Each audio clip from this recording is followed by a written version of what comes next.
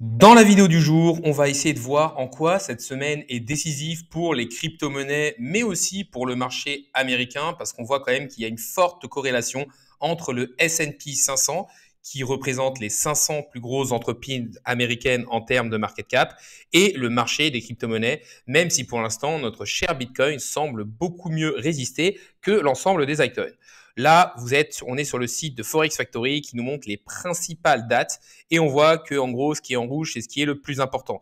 Et là, on sait qu'on a le core CPI qui est très attendu ce mercredi. C'est ce qui va nous permettre de savoir où on en est au niveau de l'inflation. Donc, si on regarde au niveau de Trueflation, qui est un site qui arrive justement à nous donner l'inflation en temps réel. On voit qu'on a une inflation aux États-Unis actuellement à 2,11. On voit cette baisse qui est là. Donc en fait, en fonction de ce que va donner le core CPI, on peut avoir justement une réaction mauvaise du marché ou bonne du marché. Si l'inflation continue de baisser, justement, c'est pas forcément quelque chose de très positif pour le marché parce que en plus de ça, si le chômage continue de baisser, on se dit que justement on aura une réaugmentation de l'inflation derrière et que ça permettra pas justement à la Fed de baisser ses taux. Si on regarde ce qu'anticipe le marché pour la prochaine réunion qui est le 19 mars 2025, pour l'instant, le marché anticipe un maintien des taux entre 4,25 et 4,50 avec 91% de récurrence. En gros, lors de la prochaine réunion de la Fed, il n'y aura pas de baisse de taux selon le marché. Si on regarde pour le 7 mai, on voit qu'on a encore 75% de chances qu'il n'y ait pas de variation. Après, tout dépendra du discours de Jérôme Powell et de la variation des chiffres de l'inflation. Si l'inflation continue à baisser, oui, ça peut être quand même quelque chose de positif pour justement pouvoir continuer de baisser les taux, mais ça dépendra aussi des chiffres du chômage. Donc mercredi, beaucoup d'éléments importants qui vont être donnés. On peut même regarder en juin 2025 où on voit encore qu'on pourrait avoir une possible baisse, mais qu'on n'est pas sur des chiffres fous. Et c'est vraiment à partir de juillet qu'on commence à avoir des statistiques plus en faveur d'une baisse, mais pour l'instant, le marché ne price pas grand-chose. Une autre chose pour moi qui est très importante à regarder, c'est tout simplement regarder les liquidations daily au jour le jour. Comme je vous l'avais dit dans mes précédentes vidéos, les market makers connaissent où sont vos liquidations, surtout quand des personnes parient à la hausse ou à la baisse avec du levier sur les marchés, ce qu'on appelle faire prendre des longues ou prendre des shorts. Et en fait, ces leviers vont vous donner des zones de liquidation ou des possibles aussi zones de stop que les market makers vont vouloir venir chercher.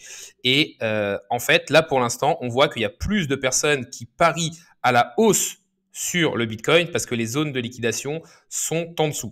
Maintenant, il faut aussi se dire que si on a des murs qui se construisent au-dessus, on devrait avoir un short squeeze. En fait, si vous voulez, quand on va aller toucher la première liquidation, quand une personne parie à la hausse sur le marché, on a des ordres de liquidation qui se font en dessous du prix actuel.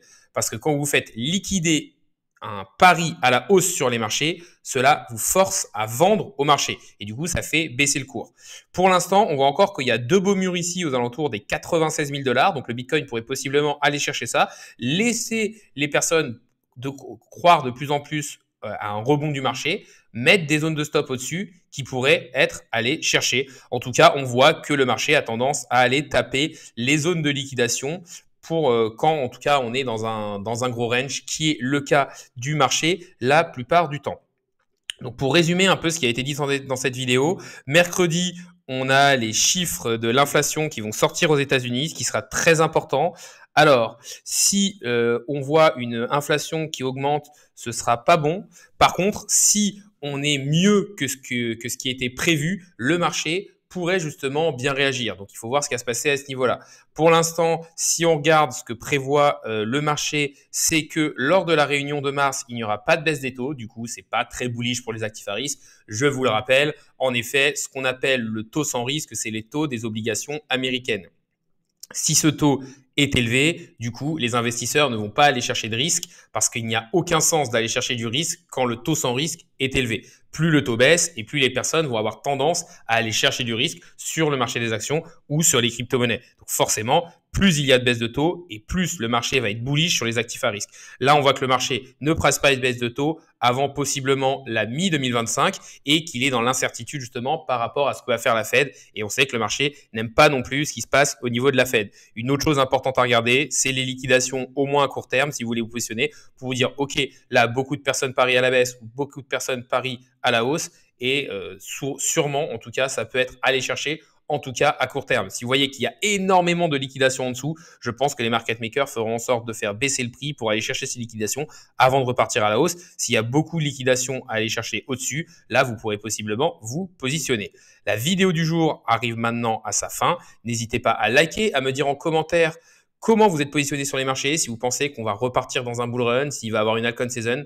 N'hésitez pas non plus à vous abonner, ça récompense le travail que je fais au jour le jour et ça permet de faire grossir la communauté. Mettez-moi le mot levier dans les commentaires pour montrer que vous êtes allé jusqu'au bout de la vidéo. Ça montrera qu'il y a du vrai soutien qui est fait derrière la chaîne. La vidéo du jour est maintenant finie. Salut à tous et à la prochaine.